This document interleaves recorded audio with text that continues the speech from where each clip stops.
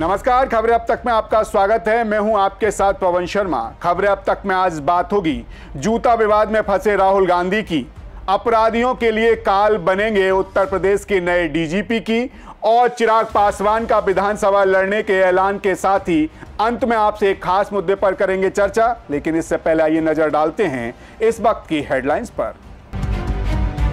कांग्रेस नेता राहुल गांधी पहुंचे चंडीगढ़, पार्टी के सीनियर नेताओं से की मुलाकात। कोरोना का नया वेरिएंट 27 राज्यों में फैला, 4302 पहुंचा एक्टिव केस, 44 की हुई मौत। रक्षा मंत्री राजनाथ सिंह से मिले ऑस्ट्रेलिया डिप्टी पीएम, दोनों के बीच हुई द्विपक्षीय वार्ता। पंजाब का एक और यूट्यूबर जासूसी के आरोप में गिरफ्तार, आईएसआई एजेंट से संपर्क में था। मुजफ्फरनगर में नाबालिग से आरोपी को थाने से भगाया, एसएचओ समेत 3 पुलिसकर्मी हुए सस्पेंड।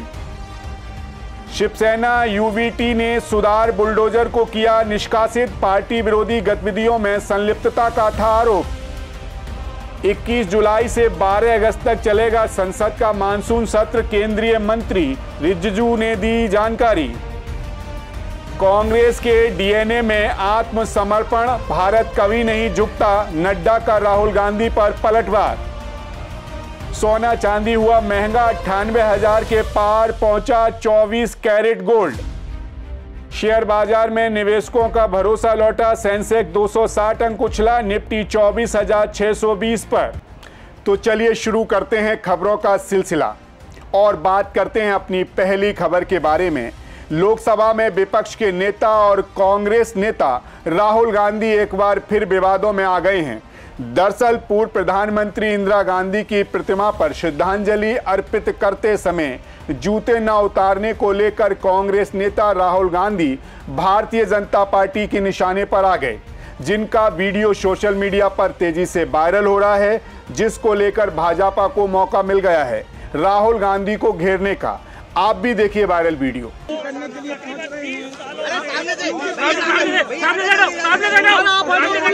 पुलिस वाले भैया आप हटो, अरे पुलिस वाले भैया हट जाओ। देख रहे हैं ये राहुल गांधी को पुष्पांजलि अर्पित कर रहे हैं। और आपको बता दें कि राहुल गांधी मध्य प्रदेश कांग्रेस के महत्वाकांक्षी संगठन सृजन अभियान की शुरुआत करने के लिए राजधानी भोपाल पहुंचे थे। इस दौरान उन्होंने पूर्व प्रधानमंत्री इंदिरा गांधी को पुष्पांजलि अर्पित करते समय जूते नहीं उतारे, जिस पर मुख्यमंत्री मोहन यादव ने निशाना साधा है। मुख्यमंत्री मोहन यादव ने कहा कि ये उनकी संस्कृति के खिलाफ है। सुनिए उन्होंने क्या कुछ कहा। आज मुझे जानकारी आई कि हमारे राज्य के अंदर नेता प्रतिपक्ष आना चाहिए, कोई बात नहीं, लोकतंत्र सबको आने का अधिकार है, वो होना चाहिए। लेकिन दादी जी के लिए उनने पुष्पांजलि करी और जूते नहीं खोले, मेरे को थोड़ा जचा नहीं है, थोड़ा हमारे संस्कार के विरुद्ध है। उनको इस सब से ध्यान रखना चाहिए। मैं अपनी ओर से अपनी इस खास करके इस संस्कृति के ऊपर हमारे यहाँ थोड़ा संवेदनशीलता रहती है, सबके मन में भाव आता है। लेकिन कोई बात नहीं, आए हमारे राज्य के अंदर आए, अपने इस लोकतांत्रिक पद्धति में सभी दलों के लोग आए, अपना अपना काम करें।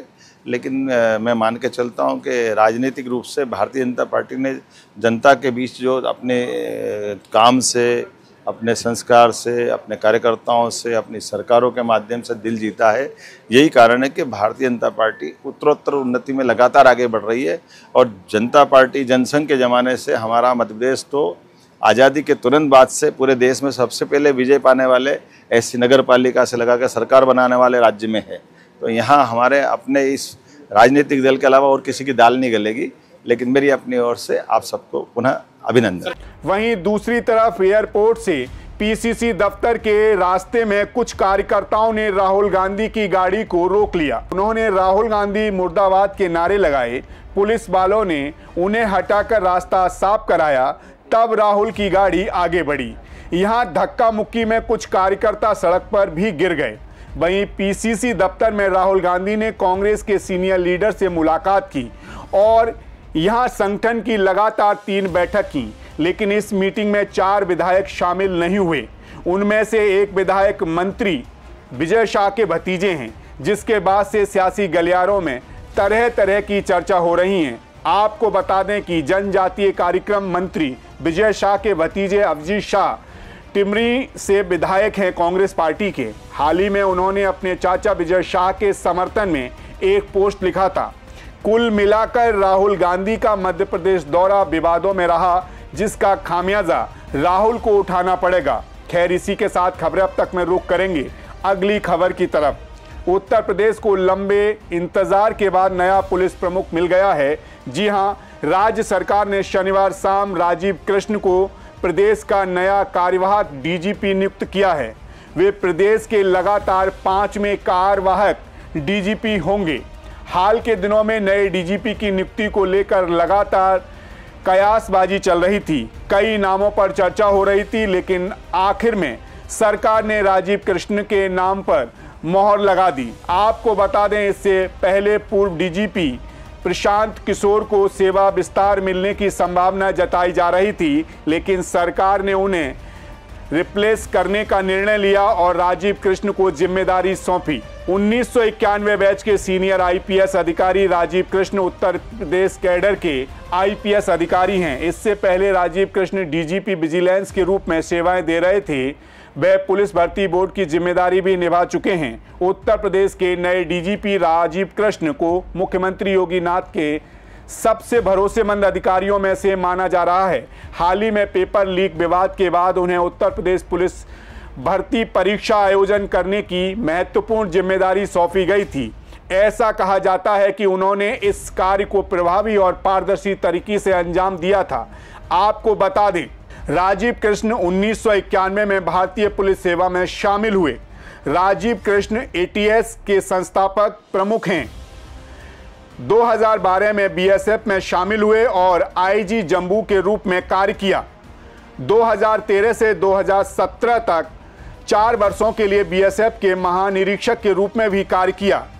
राजीव कृष्ण को 2002 में वीरता के लिए पुलिस पदक से सम्मानित किया गया था। अगस्त 2023 में राजीव विजिलेंस विभाग के एडीजी बने। 2024 में डीजी पद पर प्रमोशन के बाद राजीव डीजी विजिलेंस बने। वहीं राजीव कृष्ण के परिवार की बात करें तो उनके सगे संबंधियों में ही आधा दर्जन अफसर मौजूद हैं। राजीव कृष्ण की पत्नी आईआरएस अधिकारी हैं और फिलहाल लखनऊ में तैनात हैं। वहीं राजीव कृष्ण के साले यानी कि मीनाक्षी के भाई राजेश्वर सिंह लखनऊ के सरोजनी नगर से भारतीय जनता पार्टी के विधायक हैं। उनकी सरहद यानी कि राजेश्वर सिंह की पत्नी लक्ष्मी सिंह नोएडा की पुलिस कमिश्नर हैं। वहीं अपनी नियुक्ति के बाद राजीव ने साफ किया कि उत्तर प्रदेश में अपराधियों के लिए एआई एक गेम चेंजर साबित होगा। एआई की मदद से अपराधियों की भविष्यवाणी और रोकथाम संभव होगी। ये तकनीक अधिकारियों की पहचान, निगरानी और गिरफ्तारी में मददगार होगी। इसके अलावा साइबर अपराध से निपटने के लिए पुलिस बल को विशेष प्रशिक्षण दिया जाएगा। देखा जाए तो राजीव कृष्ण के पदभार संभालने के बाद प्रदेश में अपराध और अपराधियों पर लगाम लगने की संभावना है। खैर, इसी के साथ खबरें अब तक में रुख करेंगे अगली खबर की तरफ। केंद्रीय मंत्री चिराग पासवान लोक जनशक्ति पार्टी रामविलास के अध्यक्ष और पूर्व केंद्रीय मंत्री रामविलास पासवान के बेटे निश्चित रूप से अपने पिता की राजनीतिक विरासत को आगे बढ़ा रहे हैं। रामविलास पासवान बिहार और भारतीय राजनीति के एक दिग्गज दलित नेता थे, जिन्होंने कद्दावर नेता की जगह मिली थी। रामविलास पासवान विभिन्न सरकारों में 6 अलग अलग प्रधानमंत्रियों के कैबिनेट मंत्री रहे और गठबंधनों को बदलने में माहिर रहे। उन्हीं की तरह उनका बेटा भी राजनीति में अपनी अलग पहचान बना रहा है और अपने पिता की विरासत को आगे बढ़ाने का काम कर रहा है। आपको बता दें, बिहार की राजनीति में एक बार फिर गर्मी आ गई है। वो इसलिए क्योंकि चिराग पासवान ने हाल ही में संकेत दिया है कि वो 2025 का बिहार विधानसभा चुनाव लड़ सकते हैं। हालांकि उन्होंने ये फैसला अपनी पार्टी पर छोड़ दिया है, जो उनके वन मैन आर्मी छवि की विपरीत प्रतीत होता है। ऐसे में सवाल उठता है कि क्या चिराग का ये बयान उनकी रणनीति का हिस्सा है या एनडीए के भीतर सीट बंटवारे और प्रभाव बढ़ाने के लिए दबाव की राजनीति का दांव। इसके अलावा कुछ और सवाल भी उठ रहे हैं, जैसे चिराग पासवान का विधानसभा चुनाव कोई सुनियोजित रणनीति का हिस्सा तो नहीं? क्या एनडीए के भीतर सीट बंटवारे में बेहतर सौदेबाजी की कोशिश तो नहीं? क्या चिराग दबाव की राजनीति कर बिहार की सियासत में नया इतिहास रच पाएंगे? ये कुछ सवाल हैं जो इन दिनों सियासी गलियारों में गूंज मचा रहे हैं, क्योंकि चिराग हमेशा से खुद को पीएम मोदी का हनुमान कहते हैं, यानी कि पीएम मोदी जो कहेंगे चिराग वही करेंगे। लेकिन अब चिराग का यूं अचानक चुनाव लड़ने वाला बयान देना पीएम मोदी को भी चौंकाने वाला है। वहीं उनकी पार्टी के सांसद अरुण भारती ने भी इस बात को दोहराया है कि चिराग को विधानसभा चुनाव लड़ने का प्रस्ताव भेजा गया है, क्योंकि बिहार को युवा नेतृत्व की जरूरत है। वहीं दूसरी तरफ बिहार विधानसभा चुनाव में एनडीए गठबंधन के भीतर सीट बंटवारे को लेकर तनाव की खबरें सामने आने लगी हैं। चिराग पासवान की पार्टी को 20 से 22 सीटें ऑफर की गई हैं, जबकि वे कम से कम 40 सीटों की मांग कर रहे हैं। ये मांग एनडीए के प्रमुख घटक दलों बीजेपी और जेडीयू के लिए चुनौतीपूर्ण है, क्योंकि दोनों दल ज्यादा सीटें लेना चाहते हैं। वहीं मुख्यमंत्री पद को लेकर हुए कई सर्वे नीतीश कुमार के लिए अच्छे संकेत नहीं दे रहे हैं। चिराग पासवान भले ही कहते हैं फिरें कि चुनाव नतीजे आने के बाद ही नीतीश कुमार मुख्यमंत्री बनेंगे, लेकिन ये पक्का नहीं है, क्योंकि नीतीश कुमार को तेजस्वी यादव से लगातार टक्कर मिल रही है। और इस बीच ये भी देखा गया है कि मुख्यमंत्री चेहरे के रूप में चिराग पासवान की लोकप्रियता भी लगातार बढ़ रही है। मुख्य मुकाबला तो नीतीश कुमार और तेजस्वी यादव में ही है, लेकिन होड़ में चिराग पासवान और प्रशांत किशोर भी शामिल हो चुके हैं। प्रतिशत की बात करें तो तेजस्वी यादव 36.9%, नीतीश कुमार 18.4%, प्रशांत किशोर 16.4%, चिराग पासवान 10.6%, भारतीय जनता पार्टी के नेता सम्राट चौधरी 6.6%। इन लोगों को सीएम के रूप में लोग पसंद कर रहे हैं। हालांकि पिछले 3 सर्वे में तेजस्वी यादव की स्थिति ऐसी ही है।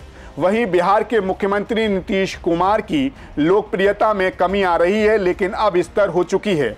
देखा जाए तो मुख्यमंत्री पद की रेस में पहले नंबर पर तेजस्वी यादव, दूसरे नंबर पर नीतीश कुमार, तीसरे नंबर पर प्रशांत किशोर और चौथे नंबर पर चिराग पासवान हैं। खैर, जाते जाते आपको एक खास मुद्दे से रूबरू करा देते हैं। पहलगांव आतंकी हमले के 1 महीने से ज़्यादा वक्त बीत जाने के बाद भी जम्मू कश्मीर की ओर सैलानी अभी रुख नहीं कर रहे हैं। कहीं ना कहीं उनमें अभी भी डर बैठा हुआ है। वहीं दूसरी तरफ कुछ ही दिनों के बाद अमरनाथ यात्रा शुरू होने वाली है। यात्रा को लेकर सरकार दिन रात एक कर काम कर रही है। यात्रा में इस बार पिछली बार से भी ज़्यादा सख्त सुरक्षा व्यवस्था की जा रही है। यात्रा के दौरान सुरक्षा से लेकर रहने खाने पीने तक सभी काम अंतिम चरण में हैं। सरकार के साथ साथ पर्यटन से जुड़े हर शख्स को उम्मीद है कि इस बार अमरनाथ यात्रा से घाटी में कुछ करिश्मा होगा और सैलानी फिर से इधर का रुख करेंगे। आपको बता दें, पहलगांव आतंकी हमले के बाद 3 जुलाई से शुरू होने वाली अमरनाथ यात्रा जम्मू कश्मीर में सुरक्षा एजेंसियों के लिए बड़ी चिंताओं में से एक है। 9 अगस्त तक चलने वाली यात्रा को शांतिपूर्ण और बिना किसी घटना के संपन्न कराना सरकार के लिए बड़ा काम है। जम्मू कश्मीर सरकार को भी उम्मीद है कि इस साल बड़ी संख्या में यात्री आएंगे। इससे जम्मू कश्मीर में पर्यटन की फिर से शुरुआत हो सकेगी। वहीं बीते दिनों मुख्यमंत्री उमर अब्दुल्ला ने भी पहलगांव का दौरा कर देश के लोगों को जम्मू कश्मीर आने का न्योता दिया था और उनके डर को कम करने की कोशिश भी की थी। वहीं सरकार इस बार अमरनाथ यात्रा मार्गों की निगरानी के लिए एक डिजिटल सेंटर बनाएगी। इससे सरकार को यात्रा को सुचारू रूप से चलाने में मदद मिलेगी। इस सेंटर में करीब 20 सरकारी विभागों के 60 लोग दिन रात काम करेंगे। बेस कैंप से लेकर गुफा तक के सभी मार्गों पर दर्जनों कैमरे लगाए जाएंगे, ताकि किसी भी आपात स्थिति में यात्रियों तक जल्द से जल्द मदद पहुंचाई जा सके। इस तरह सरकार इस बार यात्रा को लेकर पूरी तरह से अलर्ट है। पहलगांव हमले से सबक सीखने के बाद प्रशासन अब जनता की सुरक्षा से कोई समझौता करना नहीं चाहता। यही कारण है कि अमरनाथ यात्रा को लेकर अभी से पुख्ता इंतजाम किए जा रहे हैं। खैर, आपकी इस मुद्दे पर क्या राय है हमें कमेंट करके जरूर बताइएगा। कल फिर आपसे मुलाकात होगी सी न्यूज़ भारत पर। तब तक आप बने रहिए सी न्यूज़ भारत के साथ। हर खबर आपके साथ, आपके हाथ।